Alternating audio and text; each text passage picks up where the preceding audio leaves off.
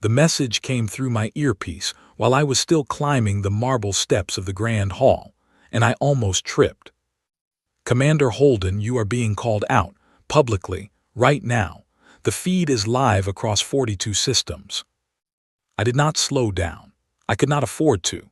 My name is Adrian Holden, and I had been on Jalker Station for less than 3 hours when the strongest warlord in the known galaxy decided to make me his target.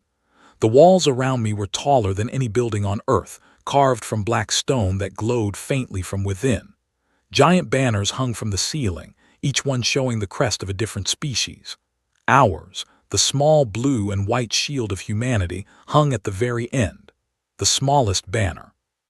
The newest one, the one nobody expected to stay there long. I pushed through the wide doors and stepped into the main chamber. The sound hit me first. Thousands of voices, growling and hissing and clicking in languages my translator could barely keep up with. Then the sight. The chamber was a huge bowl with ringed seats rising up on all sides, packed with every species in the galactic assembly. And in the center, standing on a raised platform, was the creature that had just insulted my entire world. Warlord Gartek of the Kravesh. He was 8 feet tall, covered in thick plates that grew out of his skin like living armor. His eyes were yellow and flat. His mouth, full of sharp teeth, was pulled into what I now understood was his version of a smile. Behind him stood his guards, each one larger than the last, and behind them the leaders of 6 other warrior species. Velnari blade masters with their silver robes, Tsoran gravity walkers floating a few inches above the floor, Drell hunters with their long curved blades. Every single one of them was watching me. "The soft creature arrives," Gartek said. His voice boomed through the chamber, amplified by the speakers built into the walls. "I was beginning to wonder if you had run back to your muddy little world." I walked to the center platform without stopping. I did not look at the crowd. I did not look at the leaders of the other species. I kept my eyes on Gartek and I did not blink. This was the first lesson every soldier learned in basic training. When a bigger animal tries to make you feel small, you do not shrink. You stand tall and you make them wonder if they have made a terrible mistake. "I am here, Warlord," I said. My voice was steady.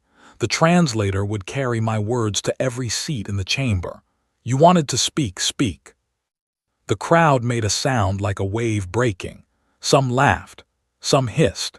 Some of the older species, the ones who had been in the assembly for thousands of years, simply leaned forward to watch. Gartek took 1 step closer. His armored feet made the floor shake. "Humanity has been given a seat at this table," he said. "A seat. After 40 years of space travel, 40 years, my people have fought wars longer than your entire civilization has known fire. The Velnari have studied the art of the blade for 2,000 of your generations. The Tsoran were bending gravity before your ancestors came down from the trees." He paused. He wanted the words to land. I let them. "And yet here you stand," he continued. "Soft skin, weak bones, no claws, no armor, no natural weapons at all. You are prey, Commander. You are food that learned to talk. And someone somewhere made the mistake of letting you sit at a table with warriors." The chamber went quiet. Everyone was waiting to see what I would do. I could feel the sweat on the back of my neck. My heart was beating fast, but I had been in rooms worse than this before. I had stood in front of angry generals on 3 different planets. I had delivered bad news to men with the power to end my career and my life. This was just another room, bigger, louder, but just a room. "Is there a question in there, Warlord?" I asked. "Or did you bring me down here to hear you describe me?" Someone in the crowd laughed. A sharp barking sound. Gartek's head snapped toward the noise and the laughing stopped. "Yes," he said, turning back to me. "There is a question. My question is this. Why should humanity keep its seat? You have given nothing to this assembly. You have built nothing we admire.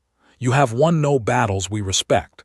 You are here because the old species pitied you, and pity is not a reason to share power." He raised one massive hand and gestured to the leaders behind him. "I speak for the battle pact, 7 species, 7 traditions of combat. We propose a test, a tournament. Each species sends its finest warrior. The winners stand. The losers accept their proper place. If humanity can win even one match, you keep your seat. If you lose every match, you leave the assembly, quietly, and you do not return. The chamber erupted. I heard shouts of approval from the warrior species. I heard gasps from the older, quieter civilizations. I heard the assembly speaker, an ancient creature with 6 eyes and a voice like wind through reeds, calling for order. Nobody listened. I stood in the center of it all, and I did the math. 7 species, 7 fighters, each one from a culture that had spent centuries, in some cases thousands of years, training its bodies and minds for combat, against us, against humans who had been in space for 40 years, whose military was still learning how to move in zero gravity, whose average soldier was 5'10" and weighed less than 200 pounds. The odds were bad, worse than bad. They were a joke. But I also knew something that Gartek did not know, something that none of these species, with their ancient traditions and their proud bloodlines, had ever truly understood about us. They thought we were new to war. They were wrong. We had been at war with something or someone for every single day of our history. We had fought ice ages. We had fought plagues. We had fought larger animals, stronger animals, faster animals, and we had buried every single one of them. We had fought each other in more wars than any historian could count. And we had kept going. Every time the world tried to end us, we came back meaner, smarter, and more dangerous than before.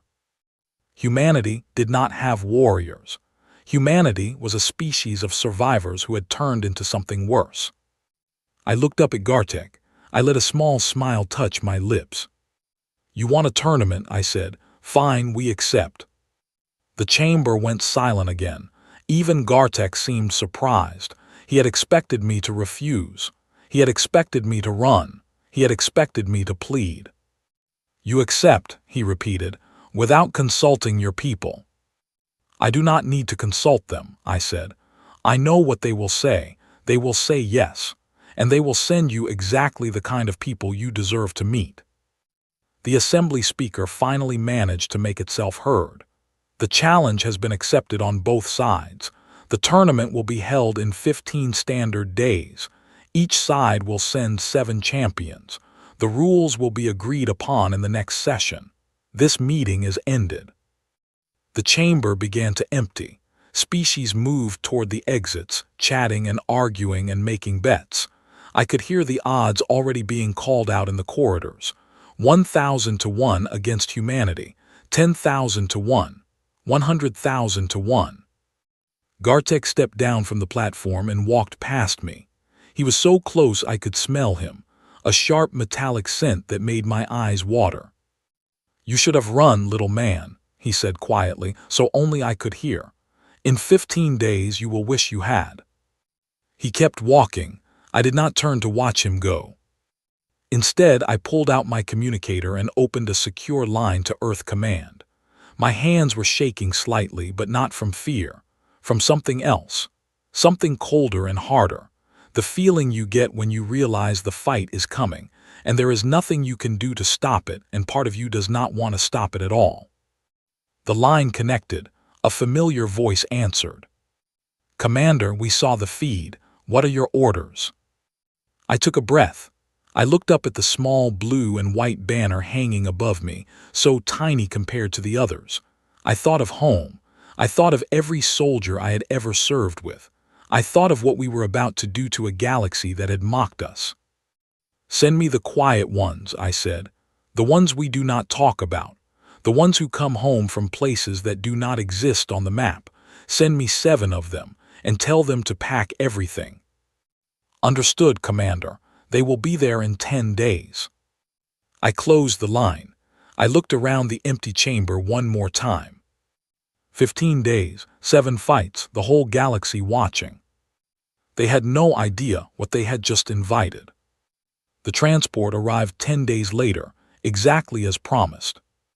I stood on the landing platform in the cold morning air, watching the small black ship descend through the clouds. It had no markings, no flags, no unit number, just a shape dark against the gray sky settling down on the metal pad with barely a sound. That was the first thing that told me Earth Command had sent the right people. Loud ships carried soldiers. Quiet ships carried something else. The ramp came down. 7 figures walked out one at a time and stopped in a line at the bottom. They did not salute. They did not speak. They simply stood there waiting for me to come to them. I walked down the platform and looked at each of them in turn. The first was a woman in her late 30s, small and wiry, with short brown hair and dark eyes that took in everything and showed nothing. Her name was Master Sergeant Evelyn Park, 18 years in service, specialized in close quarters work and high-altitude movement. I had read her file on the way down. Most of the pages were blacked out. The second was a tall man with graying temples and a face that looked like it had been carved out of old wood. Sergeant First Class Gregory Vance. Sniper. 15 years. His record listed him as having served in 7 different operations on 4 different continents, and that was only the part the government was willing to admit. Third, a younger man, maybe 30, with a quiet face and hands that looked strong enough to crush stone. Corporal Daniel Briggs, combat medic, specialist in knife work. I had seen him fight once before in a training exercise. It was not something I wanted to see again. The fourth was a woman with a long black braid and skin the color of warm copper. Specialist Nora Ellis, explosives. She could build a bomb out of kitchen supplies in under 4 minutes. She had written her own manual on it, and it was now required reading at 3 different military academies. The 5th, 6th, and 7th were a team unto themselves. Sergeant Owen Caldwell, Specialist Henry Brooks, and Corporal Lydia Fairfax. They had served together for 9 years. They moved like one person with 3 bodies. I had seen them only in photographs, never in person. The photographs had not done them justice. I stopped at the end of the line. "Welcome to Jalker," I said. "I assume you were briefed on the flight." "Yes, sir," Park answered. She was the team lead. 7 matches, 7 species, rules still being finalized. "The rules were agreed upon yesterday," I said. "Each match will take place in a changing environment. The assembly has a facility that can simulate different conditions. Jungle, desert, urban ruins, low gravity, high gravity. We do not know the order in advance. Each fight continues until one side cannot continue or yields. The weapons each species brings must be shown to the judges beforehand, but combatants are not required to explain their purpose." Park nodded once. The others did not react at all. "Sir," Vance said, his voice deep and calm, "how much do they know about us?" "About humans in general, a fair amount. About you specifically, nothing. The assembly believes we will be sending our most decorated combat officers, soldiers with medals and battle records they can look up. They have already been studying the files of our publicly known war heroes." A small smile touched Vance's mouth. It was not a nice smile. "So they will be preparing for the wrong people," he said. "Exactly." I led them across the platform and into the transport tunnel that would take us to our quarters. As we walked, I gave them the information they needed. The enemy champions had been announced 3 days ago, and I had memorized every detail. The Kravash were sending Kradith, a veteran of 200 duels, never defeated. He stood 9 feet tall and carried a weapon called a sun axe, which could cut through most armor as if it were paper. The Velnari were sending a blade master called Silver Wing. She had spent 40 years training on a single mountain, refining one style of combat, and could move so fast that observers needed to slow down the recordings just to see what she had done. The Tsorin were sending Varen, a gravity walker who had killed 3 challengers in his last tournament just by bending the air around them. The Drell were sending a hunter named Thessic. He could see in the dark, track a scent across 5 miles of open country, and had teeth that could punch through bone. The other 3 species, the Kren, the Oravash, and the Malar, were all sending equally terrifying champions. Each one had a reputation that stretched across systems. Each one had spent their entire life preparing for combat. I finished the briefing. I waited for the questions, the nervous energy, the pushback. There was none. "Understood, sir," Park said. That was all. We reached our quarters, a set of rooms in the human section of the station. They were small and plain. The team dropped their bags and began to unpack their gear. I noticed they did not unpack any weapons. Instead, they took out clothing, tools, small personal items. The things soldiers carry when they are planning to stay somewhere for a while and need to feel at home. "Sir," Park said, turning to me, "when can we see the arena?" "Tomorrow. They have set up a tour for the champions. You will meet your opponents face to face for the first time." "Good, we would like to walk the space. Look at the lighting, the walls, the exits." "There will not be any exits you can use during combat." "I know, sir, but I still want to see them." That was Park, always thinking about the space around her, even when the space seemed to have no use. It was part of what made her who she was. That night I watched them prepare in a way that still surprises me when I think back on it. There was no shouting, no showing off, no training routines, no weapon cleaning, at least not where I could see it. They ate a normal meal. They talked quietly among themselves about things I did not catch. Most of it seemed to be about family, children, vacations they were planning, small normal things. At one point, Briggs, the medic, was telling a story about his dog, a young retriever that had recently chewed up his couch. He told it calmly, with small smiles and pauses. The others laughed softly. You would have thought they were in a restaurant somewhere on Earth, enjoying a weekend evening, instead of in a room 40 light years from home, 10 days away from the most important fights of their lives. I sat in the corner and watched them, and I realized what Gartek and the others had missed. The warrior species of the galaxy treated combat as a sacred thing, a performance, a ritual. They dressed it up in ceremony and song. They spent years preparing the body and the spirit to enter the ring. For them, a fight was an art form carried out under specific rules with specific meanings. For the people in this room, combat was just a job.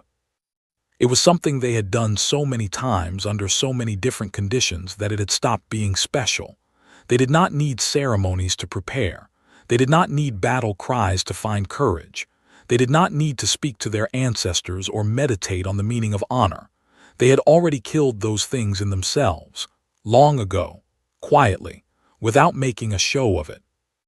What remained was a set of skills so deep that they could be performed, while the person performing them was also thinking about dinner, or a child's birthday, or a dog that had chewed up a couch. That was what made them dangerous, not their strength, not their size, not even their training, though their training was extraordinary. It was the simple fact that they had made combat into something ordinary, and everyone else in the galaxy still thought it was magic. Late that night, after the others had gone to sleep, Park stayed behind. She found me in the small kitchen making a cup of tea. She sat across from me and spoke quietly. "Sir, permission to speak freely." "Always." "We know what this is," she said. "We know what they think is going to happen. They think they are going to put their best warriors in a ring against ours, and their warriors are going to win because they have trained longer and harder. That is what they think." "They are wrong," she said, "and not for the reasons most people assume. It is not because we are secretly stronger. We are not. Kratos is stronger than me. Silver Wing is faster than me. Varen can bend gravity and I cannot. In a fair fight, they would win. So what are you going to do?" She looked at me for a long moment. Her eyes were very tired and very calm. "I am not going to give them a fair fight," she said. "None of us are. We are going to give them the fight they never prepared for, the fight that no training manual has an answer to, the fight that their culture has taught them does not exist." "And what fight is that?" She took a sip of her tea. She put the cup down. She thought about the question for a long time. The fight where the other person does not care about winning, she said finally, only about making sure you lose. She stood up, she took her cup to the sink and washed it, then she went to bed. I sat in the kitchen for another hour, staring at the wall, thinking about what she had said. Outside the window, the stars of a foreign system shone down on a station built by civilizations older than my entire species. Somewhere in that station, Gartek and his warriors were probably sleeping, confident in their ancient traditions, confident in their strength, confident that they had humanity cornered. They had no idea who was coming for them. 5 days. 5 days, and the quiet ones were going to walk into that arena, and the galaxy was going to learn the oldest lesson humanity had ever taught. The lesson we had been teaching every other creature on our own planet for 100,000 years. Being the strongest does not matter. Being the fastest does not matter. Being the biggest, the oldest, the proudest, the most decorated. None of it matters. What matters is which one of you is still standing when the fight is over. And we had always been very, very good at standing. The arena was bigger than I had imagined.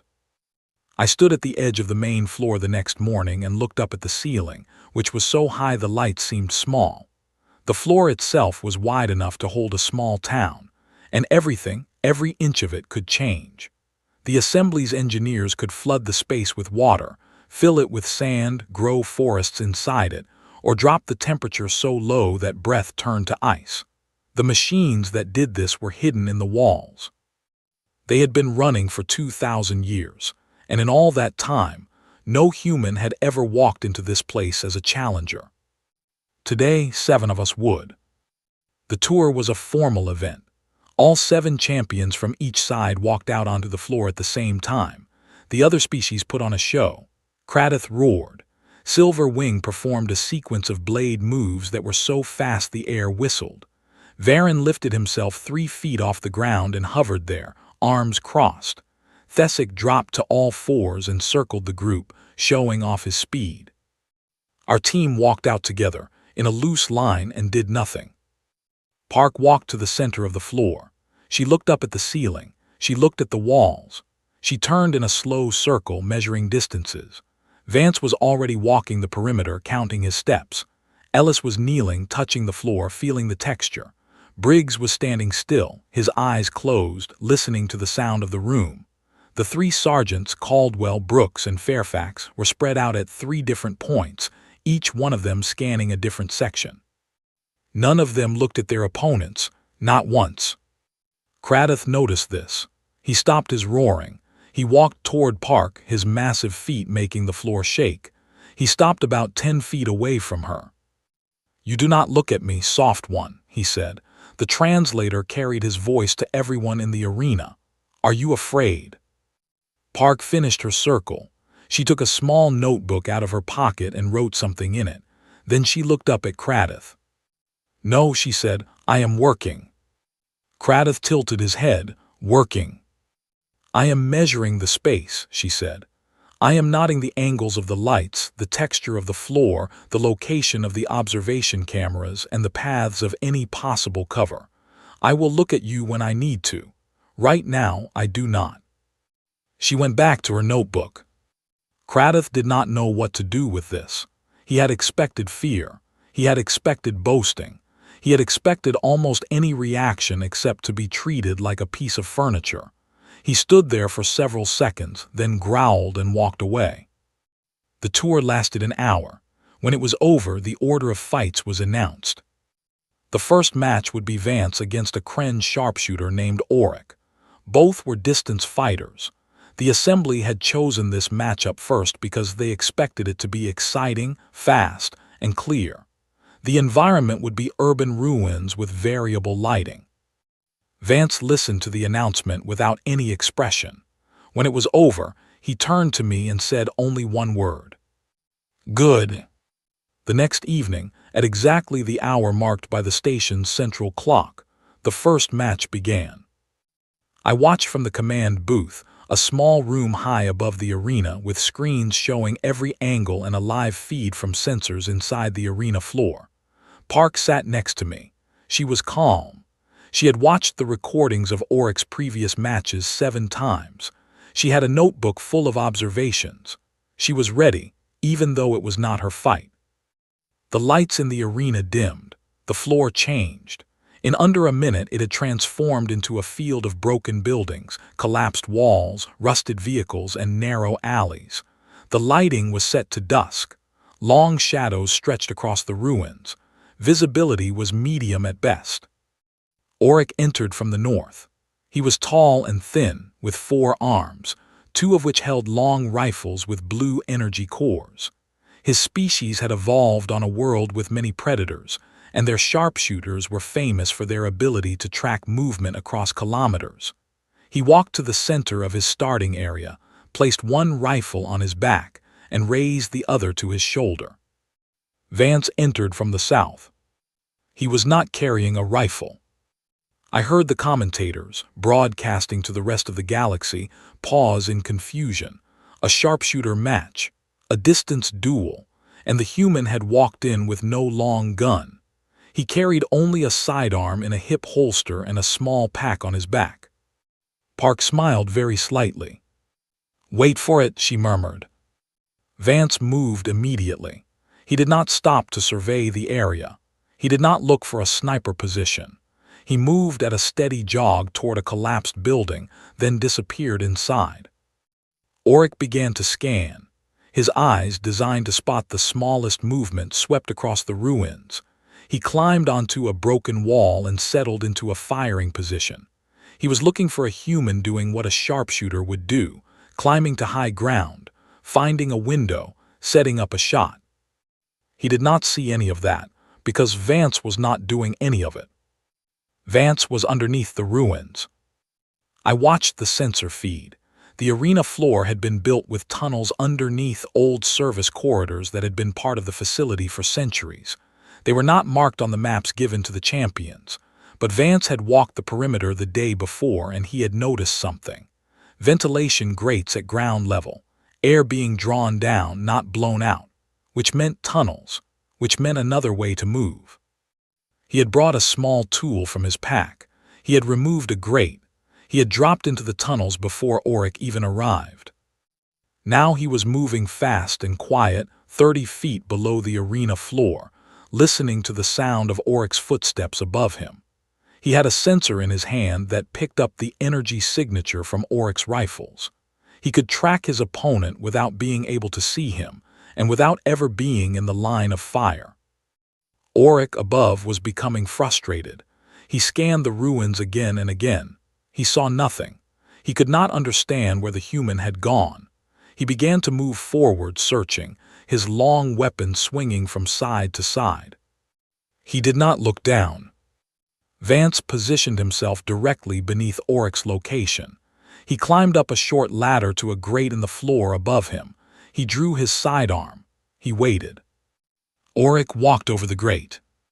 Vance fired once, straight up through the grate at point-blank range.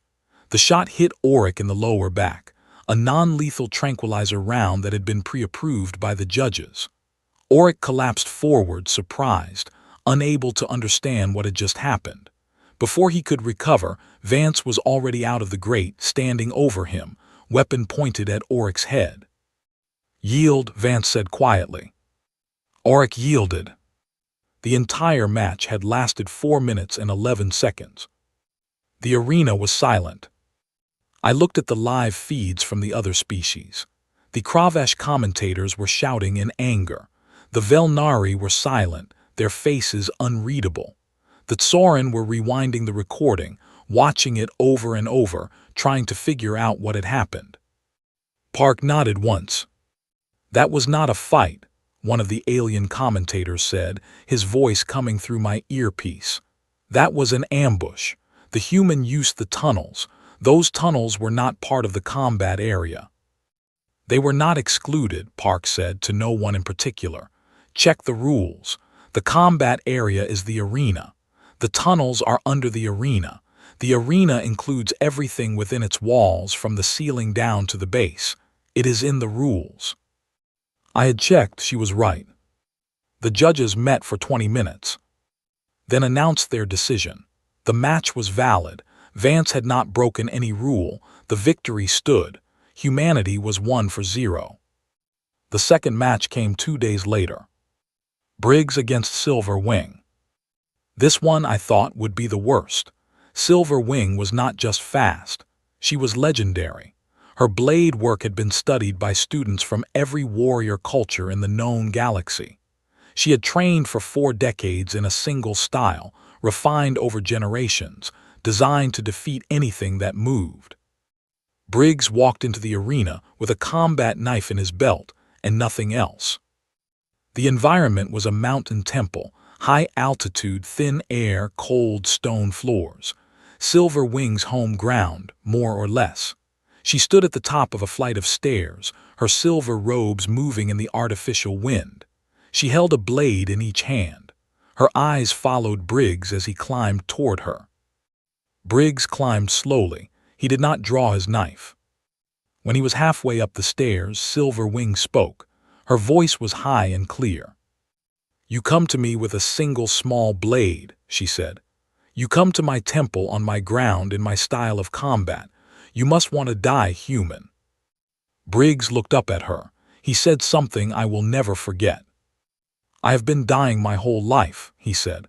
"Today is just another Tuesday." He continued up the stairs. Silver Wing waited until he was 10 feet away, then she moved. Her first strike was meant to end the fight. A single thrust, so fast that the air around it shrieked. It was the opening move she had used to finish 40 opponents over her career. Briggs was not there. He had moved at the exact moment she started her strike, sliding to the side in a way that looked too simple to work. The blade passed through empty air. Silver Wing, committed to her strike, was briefly off balance.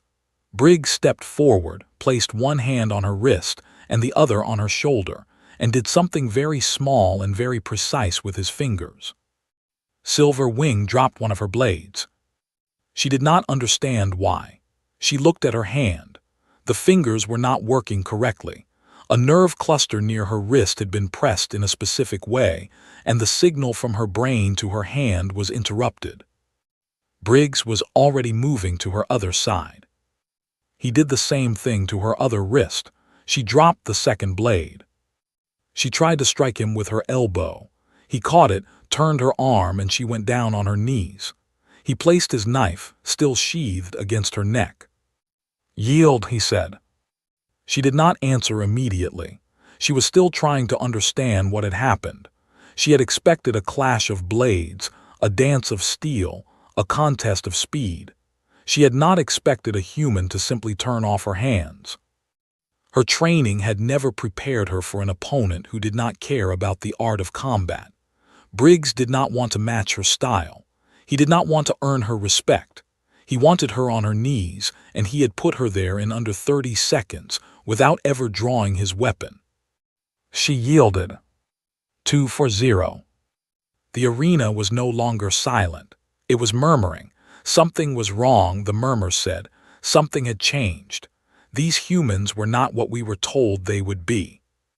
In the command booth, Park was already writing in her notebook, preparing for the next match, preparing for everything. The other species, I now knew, had made a mistake. They had believed they were in a tournament, a test of skill, a comparison of traditions. They were not in a tournament. They were in a fight, and they did not yet understand the difference. The third match was the one that changed everything. It happened 2 days after Briggs had walked away from Silver Wing. The station was buzzing. The betting odds had shifted, though not by much. Most species still believed that humanity had been lucky twice, and that luck would run out. A few of the older civilizations had begun to watch more carefully. I saw 2 of them, the Ethari and the Morian, send observers to our quarters with polite requests to speak with our team. Park declined politely, and they went away more curious than before. The third fight was Ellis against the Tsoran champion, Varen, the gravity walker. The environment this time was a flat open plain with scattered rocks. No cover, no buildings, no tunnels, nothing to hide behind. The sky overhead was a deep purple, simulating dusk on the Tsoran homeworld. The gravity was set to 1.5 times Earth normal, heavy but not crushing. Varen walked out onto the plain. He did not bother walking, actually. He floated. His feet never touched the ground. He crossed the distance to the center in smooth movements, his long gray robes trailing behind him, his pale face calm and confident. He had killed 3 opponents in his last tournament. All of them had been crushed against the walls by forces they could not see. He had never been scratched in a match. He did not carry a weapon. He did not need one. Gravity was his weapon. Ellis walked out a few moments later. She was carrying a backpack. That was it, a backpack. She wore normal combat clothing, no visible weapons, no tools, no armor, just a pack slung over her shoulder which she swung around and placed on the ground in front of her as she reached her starting point. Varen looked at the backpack. He looked at Ellis. He seemed almost offended. "This is an insult," he said.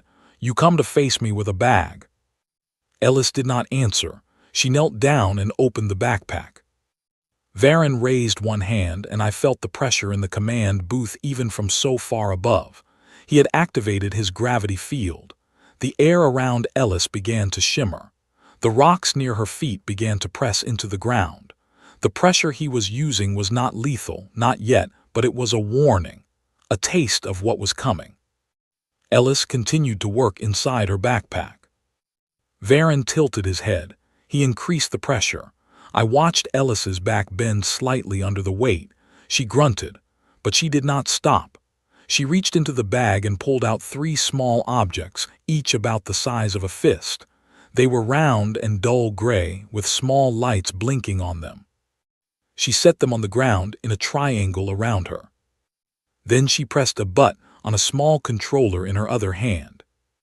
The 3 devices activated. I do not know exactly what happened next, because most of the sensor feeds went wild for several seconds. I do know what Ellis had built. She had explained it to me that morning, and I had barely believed her. The 3 devices were small gravity disruptors. They did not generate gravity. They disrupted it. Each one created a small local field that canceled out any external gravity manipulation within a 10-foot radius. The 3 of them, arranged in a triangle around her, created an overlapping zone, a bubble. Inside that bubble, Varen's powers did not work. Varen pushed harder. He poured more energy into his field. The air around Ellis should have collapsed. It did not. He tried lifting her. She did not move. He tried pressing down from above. She stood up, brushed dust off her knees, and smiled at him for the first time. "Hello, Varen," she said. "I have been looking forward to this." She stepped out of her bubble. The devices remained where she had placed them, still running. Varen tried to use his gravity on her again, and this time it worked. He could feel her. He could move her. He began to lift her into the air. Ellis reached into her pocket, pulled out a small sphere, and threw it at him. The sphere was not a weapon. It was a tracker, a small heavy ball that clung to whatever it hit and emitted a signal. It stuck to the front of Varen's robes. Ellis tapped her controller again. One of the 3 gravity disruptors detached from its spot on the ground. It rose into the air. It moved smoothly and quickly toward the tracker she had just stuck on Varen. When it reached him, it locked into position directly in front of his chest. The overlapping zone now centered on him, not on Ellis. Varen's gravity powers shut off. He fell hard onto the ground. The fall was not from high, but he had not landed on his feet in decades. He hit the dirt awkwardly, and I heard him grunt over the arena speakers. Ellis was already walking toward him. She walked slowly, calmly. She was not in a hurry. The gravity disruptor floated in front of Varen's chest, keeping him unable to use his one skill. She reached him. She knelt down next to him. "Yield," she said. He stared at her. "How?" he asked. His voice was barely above a whisper. "We did not know these devices existed. How do you have them?" "We built them," Ellis said, 3 weeks ago. When we accepted the tournament, we pulled every recording of your previous matches. We studied your power. We figured out what it did and how it worked, and we built the tools to stop it. In 3 weeks. In 3 weeks. Varen closed his eyes. He understood. His people had spent 2,000 years refining gravity manipulation.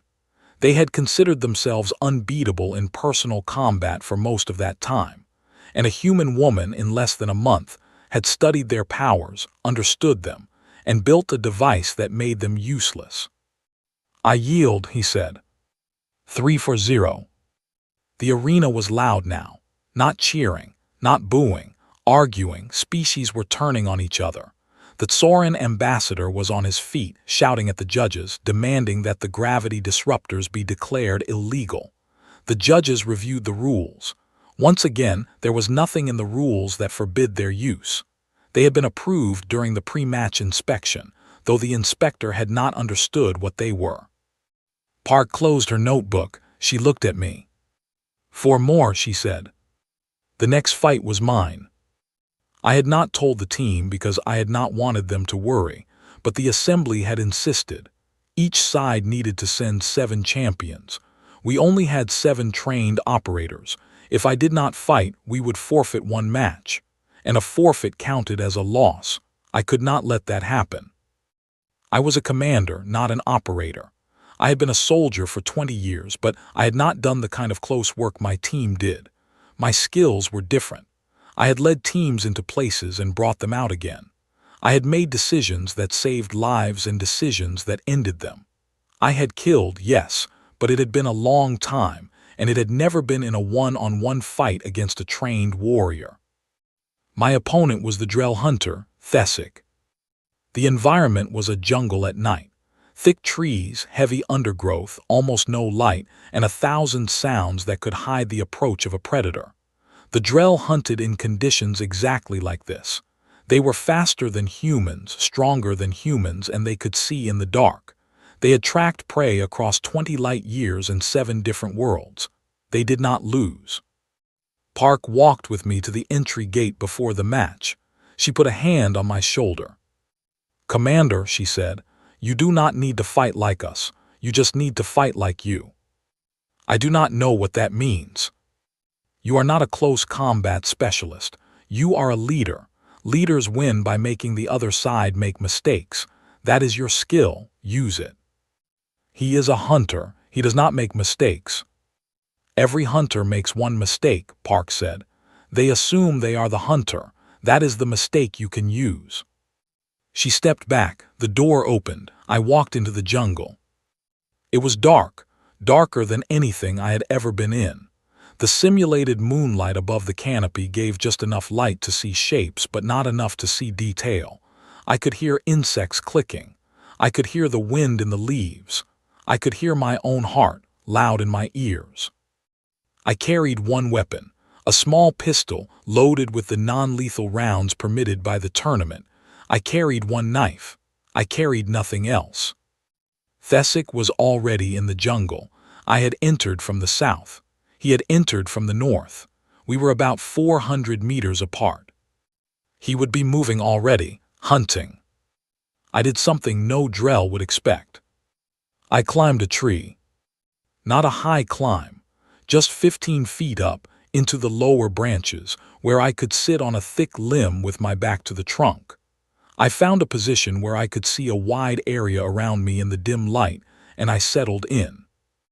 And then I did nothing. This was the lesson Park had taught me without saying it. Thessic was a hunter. Hunters hunt prey. Prey moves. Prey panics. Prey tries to escape or hide or fight back in ways the hunter can predict. If I did what humans were expected to do, he would find me in minutes. But I was not going to be prey. I was going to be a log on a tree, a nothing, a non-event. I controlled my breathing. I slowed my heart. I did not move. For 20 minutes I did not even blink more than necessary. The jungle sounds continued around me. The insects, the wind, somewhere far away the sound of Thessic moving through the brush. He was sweeping the area, methodical, professional. He was expecting me to run, to find cover, to attempt an ambush from low ground. He moved in a widening spiral, covering the area where a human would reasonably hide. He did not look up. Drell evolved on a world where their prey lived on the ground. In their entire hunting history, their food had been four-legged creatures that ran. They had never developed the habit of looking into trees. It was a gap in their instincts, a blind spot built into the very shape of their minds by 2 million years of evolution. I sat in the tree. I waited. At minute 37, Thesic passed directly beneath me. He was close enough that I could have dropped onto him. I did not. I let him pass.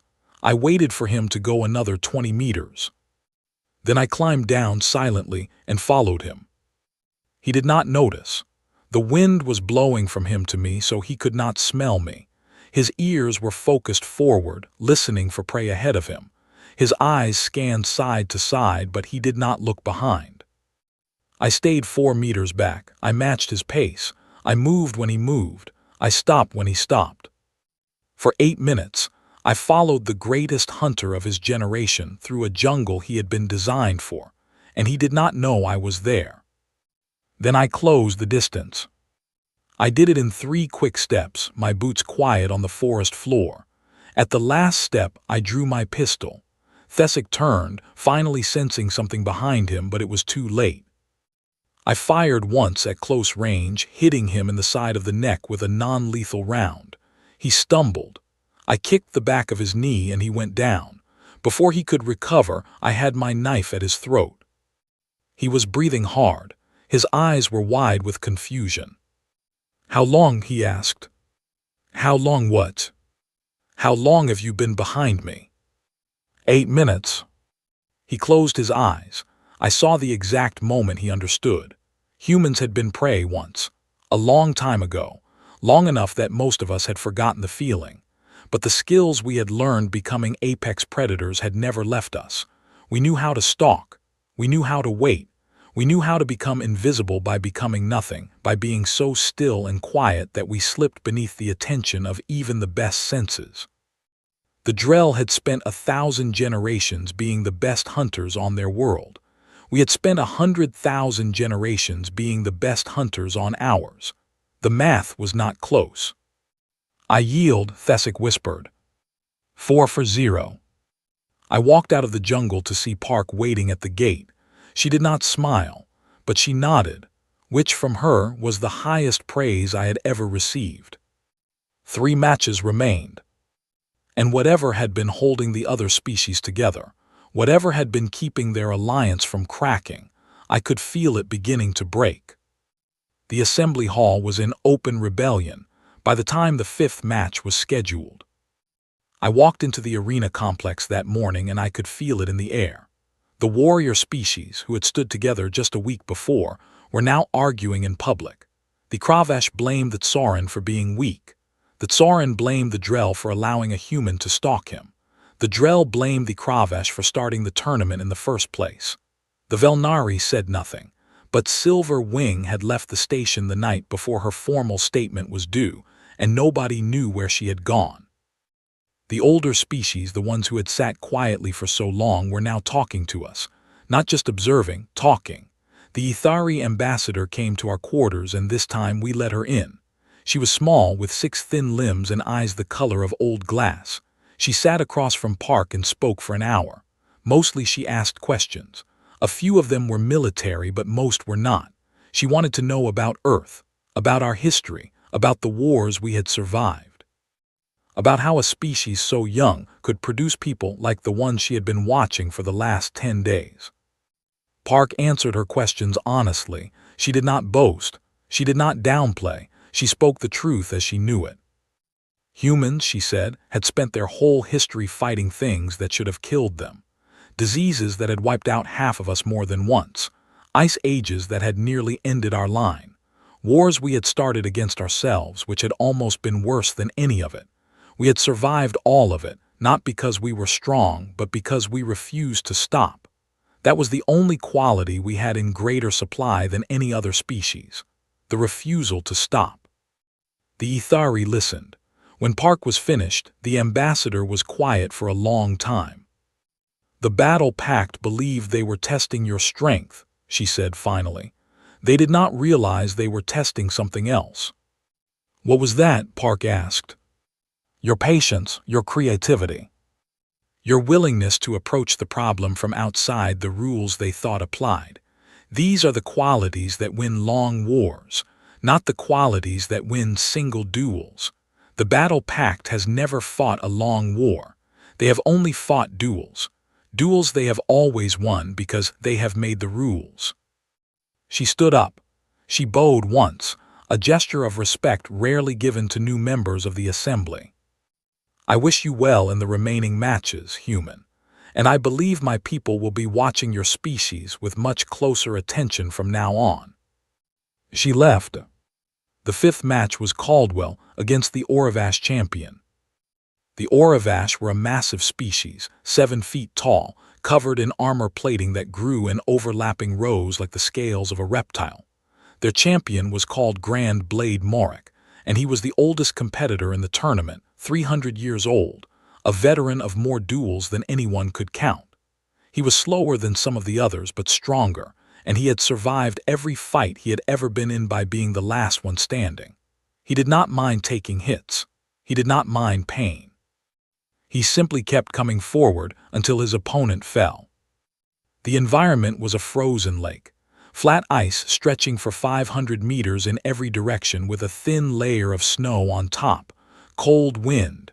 No cover. No obstacles. Nothing but open space. It was meant to favor Morik. His armor would protect him from the cold.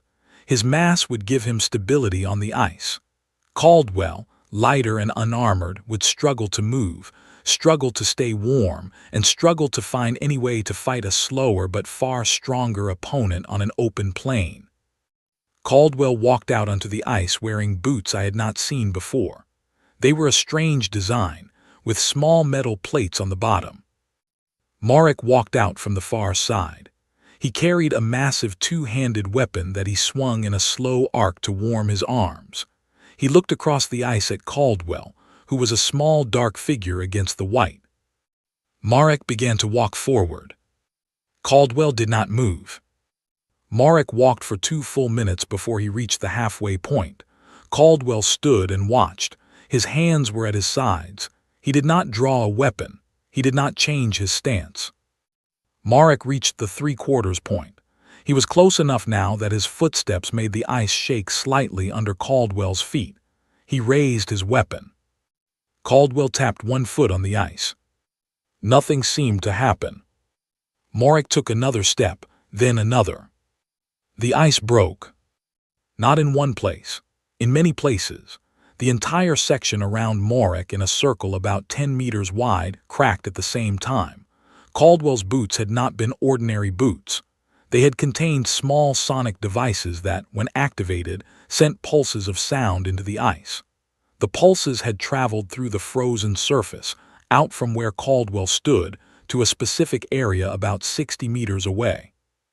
They had weakened the ice in a pattern Caldwell had calculated the night before, using data from the arena's environmental systems that his team had accessed through methods I did not want to know about. Morik fell into the water. He was wearing heavy armor. He sank fast. The water beneath the ice was near freezing and deep, and the hole he had made was narrow enough that his massive body could not easily climb back out. He struggled. He thrashed. He tried to grab the edges of the ice, but his armored fingers could not grip the smooth surface. Caldwell walked across the ice calmly, skirting the broken area, until he reached a point just above where Morik was struggling. He knelt down. He extended one hand. "Yield," he said, "and I pull you out, keep fighting, and you drown." Morik looked up at him. Morik had been fighting for 300 years. He had been in 1,000 duels. He had never, in all that time, asked for mercy from anyone. But he was an old warrior, and old warriors know the difference between honor and foolishness. Honor was fighting a fair fight. Foolishness was dying on a frozen lake because you could not swim. "I yield," he said. Caldwell pulled him out. 5-0. The sixth match came 2 days later. Brooks against the Maller champion, a creature called Vexen. The Maller were a small species, barely 4 feet tall, but they had hands that could secrete a paralytic poison on contact, and they moved faster than almost anything in the galaxy. Vexen was the quickest warrior in the tournament, capable of closing a 10-meter gap in under a second and delivering a touch that would shut down a human nervous system for hours. The environment was a desert under full sunlight. Hot sand, bright light, wide open spaces. Perfect for Vexen, who could use the heat to blur his outline and the sand to hide his tracks. Brooks walked into the arena carrying a large cloth in his hands. That was all a cloth. Vexen at the far end of the arena laughed, a high clicking sound that echoed across the sand. "A towel, human," he called. "Have you come to surrender already? Do you plan to wave a white flag at me?" Brooks did not answer. He unfolded the cloth as he walked. It was larger than it had looked. A sheet, really, dyed a pale gray color that matched the sand. He held it out in front of him as he walked. Vexen began to move. He darted left, then right, then forward. Not in a straight line, but in a complex pattern designed to confuse his opponent. He closed the distance in a series of jumps, each one a blur. Brooks released the cloth at the exact moment. Vexen reached the 10-meter mark. The wind in the arena caught it. The cloth opened in the air, spreading wide, a thin gray cloud between Brooks and Vexen. Vexen, moving fast, could not stop in time. He ran into the cloth. The cloth was not ordinary fabric. It had been coated that morning with a fine powder that our team had developed based on analysis of Maller biology. The powder was harmless to humans, but on Maller skin, it triggered a specific chemical reaction. Not lethal, not even harmful in the long run, but it shut down the glands in their hands that produced the paralytic poison. For about 6 hours, a Maller touched by the powder could not use their primary weapon. Vexen hit the cloth at full speed. He tangled in it. He fell. He rolled. He came up clawing at his face, at his hands, realizing immediately what had happened. He tried to shake off the powder. It was already too late. The reaction had started the moment it touched his skin. He still had his speed. He still had his training. He charged Brooks anyway. Brooks was ready. Without the poison, Vexen was just a small, fast fighter, and Brooks was a close combat specialist with 9 years of practice. Brooks caught Vexen's first strike, redirected his momentum, and had him pinned face down on the sand in under 5 seconds. "Yield?" Brooks asked. Vexen hissed, but he yielded. 6-0. The assembly was now in complete confusion. Species that had been part of the battle pact were formally withdrawing their support. The Kravesh were isolated, their allies abandoning them one by one. Betting markets had shut down because the odds were shifting too fast for anyone to keep up. The galaxy had tuned in to watch humanity be humiliated, and instead was watching something no one could have predicted. A systematic destruction of the greatest warrior traditions in known space, performed by 7 quiet humans, using methods that nobody had thought possible. And we had one match left. Corporal Fairfax against Kradoth, the Kravesh champion, the 9-foot-tall warrior with the sun axe who had won 200 duels without a loss. This was the match Gartek had demanded. This was the match he had been pushing for since the beginning. He had wanted Kradoth to be the one to finally end humanity's run. He had wanted his champion to redeem the honor of the battle pact. The environment would be a stone arena, circular, with no cover. Traditional Kravesh combat ground, a place where Kradoth had fought many times before and had never been defeated. The rules for this match, at Gartek's demand, were different from the others. Full contact, lethal force permitted with medical intervention ready. The first champion to fall and fail to rise would lose. If the fallen champion could be revived, they would be returned to their people. If they could not, the match would be declared concluded by their end. Fairfax accepted these terms without discussion. The night before the match, I sat with her in the common room. She was cleaning a knife, not the knife she would use tomorrow, just an old pocket knife she carried everywhere. She cleaned it carefully, moved the blade out and in, tested the spring, cleaned it again. "Are you ready?" I asked. She thought about the question. She was a small woman, 5'4", maybe 130 pounds. Tomorrow she would fight a warrior 3 times her size, with a weapon that could cut her in half. "I have been ready for this fight my whole life," she said. "I just did not know it would be this one." "What do you mean?" She closed the knife. She put it on the table. "When I was 8 years old, a man tried to break into our house. My father was at work. My mother was asleep. I was the only one awake. I heard him at the back door. I did not run. I did not hide. I went and got my father's old hunting knife, and I stood in the kitchen waiting for him." "Did he come in?" "He did. He was much bigger than me. He had a crowbar. I was 8. I should have died. But I did not run and I did not scream, and when he came into the kitchen I was already moving. I hit him before he saw me. I kept hitting him. He ran. He left a trail of blood to his car. The police caught him a week later because he went to a hospital to get stitches." She picked up the pocket knife again, opened it. "That was when I learned what my life was going to be. I was not going to be big. I was not going to be strong. I was never going to be the scariest person in the room just by looking at me. But I was going to be the last person standing every single time. Because when the fight comes, I do not run. I do not hide. I go toward it. That is the only thing I have ever been good at." She closed the knife again. "Tomorrow I am going to walk into that arena with Craddock. He is going to expect me to run because everyone he has ever fought has tried to run at some point. I am not going to run. I am going to walk toward him, and he is not going to know what to do with that. Because in 200 fights, no one has ever just walked at him, not a single one."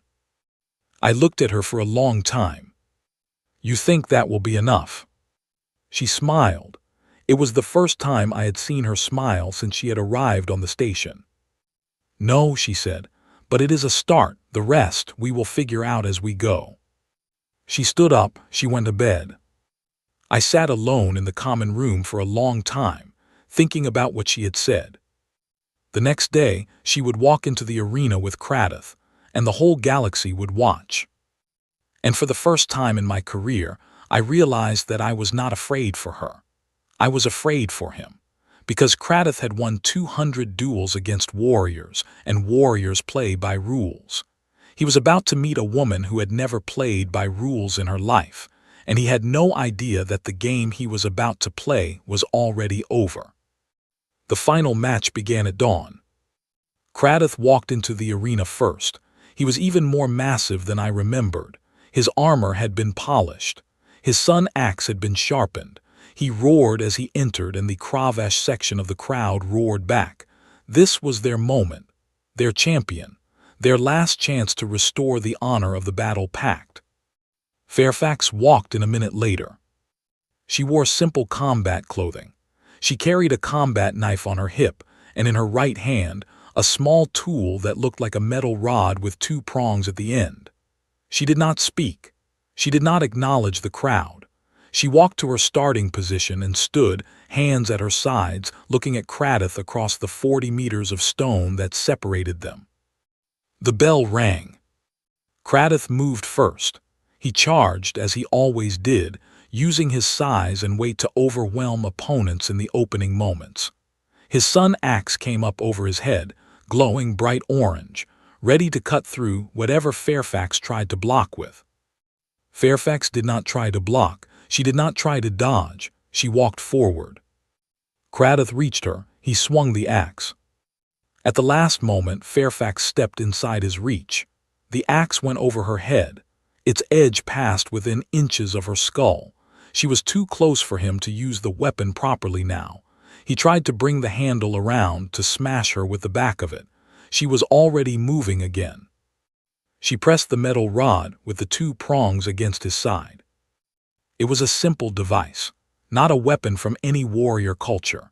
It was an electrical tool like the ones used on Earth to subdue dangerous animals, a stun device, basic technology centuries old on our planet. Kratos' armor was thick. It was built to stop blades and arrows and energy weapons. It was not built to stop electricity, because no Kravesh warrior had ever fought an opponent who would be low enough to use such a thing. 50,000 volts ran through his body. He staggered. He dropped the axe. His massive legs buckled. He did not fall, not completely, but he went to one knee, shaking, trying to make his body work again. Fairfax did not stop. She drove her shoulder into his chest. He fell backward. She was on top of him before he could roll away. She put her knife against his neck. "Yield," she said.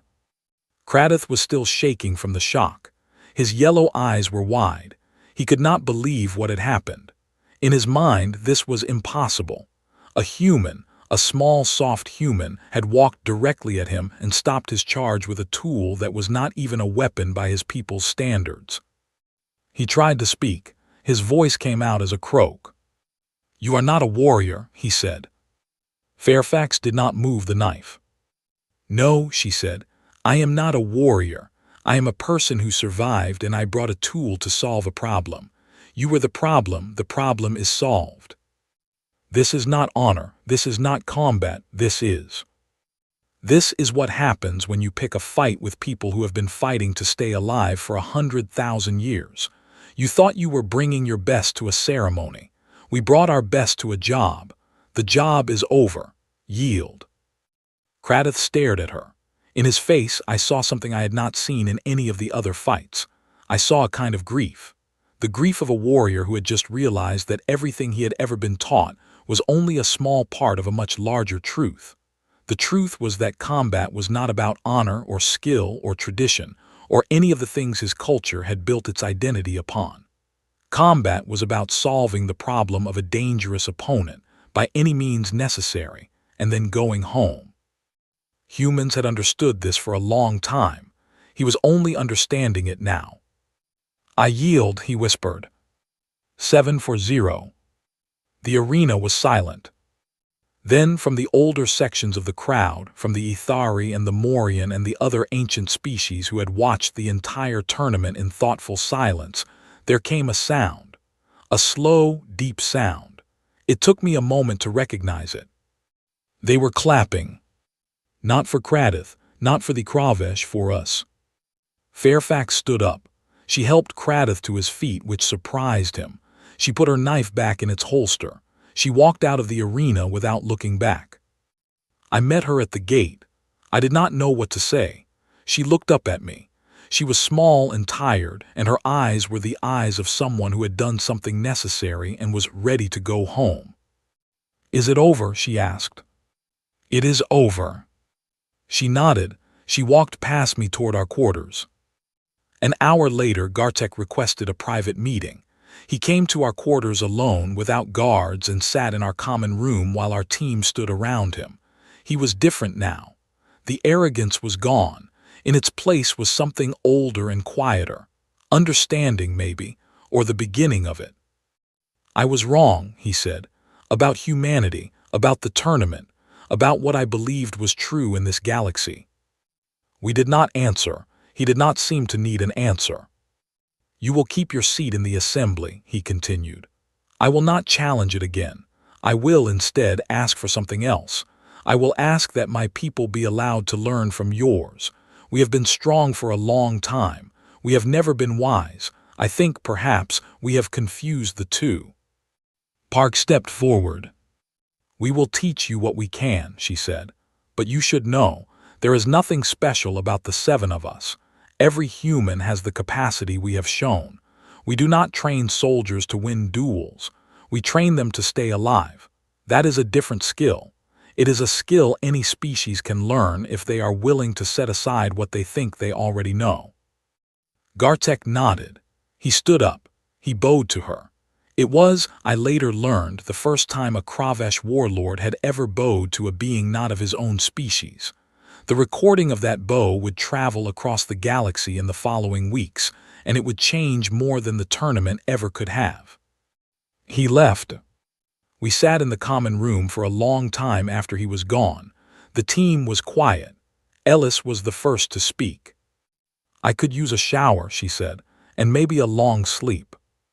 "Same," said Vance. "Same," said Briggs. Park smiled just slightly. She looked at me. "Sir," she said, "I think we are done here." We went home the next day. I have thought about that tournament many times in the years since. I have thought about what we proved, and what we did not prove, and what the galaxy took from it.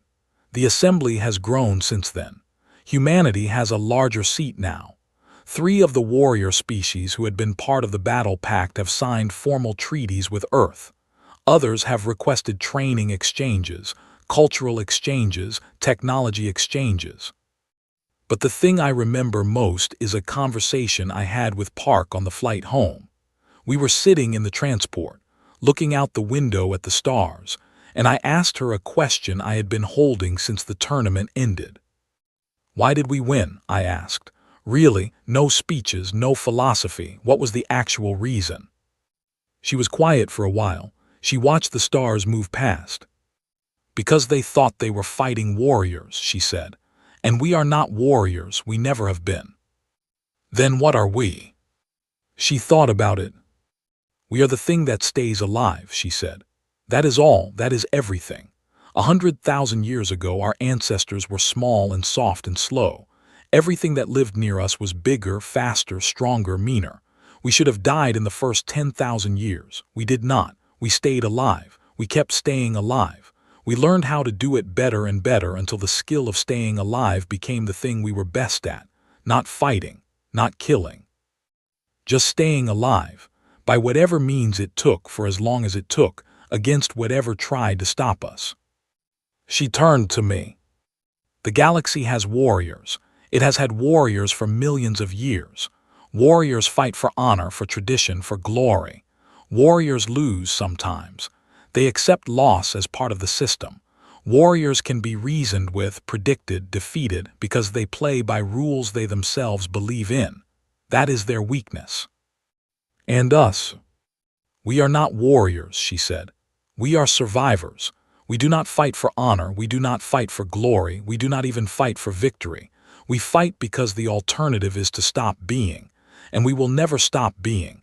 Not for anyone, not for anything. We will use any tool, break any rule, ignore any tradition to stay alive.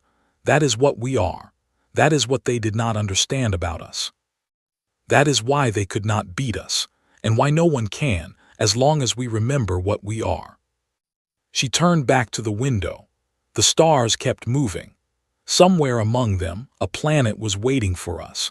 A planet with 7 billion people who had never heard of Jalker Station, never heard of the Battle Pact, never known about the tournament that had just changed the balance of the entire galactic assembly. But they knew in their bones the thing Park had just said. Every single one of them. Because it was the same thing that had kept their ancestors alive through plagues and ice and famine and every form of war. The simple, stubborn, ordinary miracle of refusing to stop. We were going home. And for the first time in a long time, the galaxy was going to have to make room for us.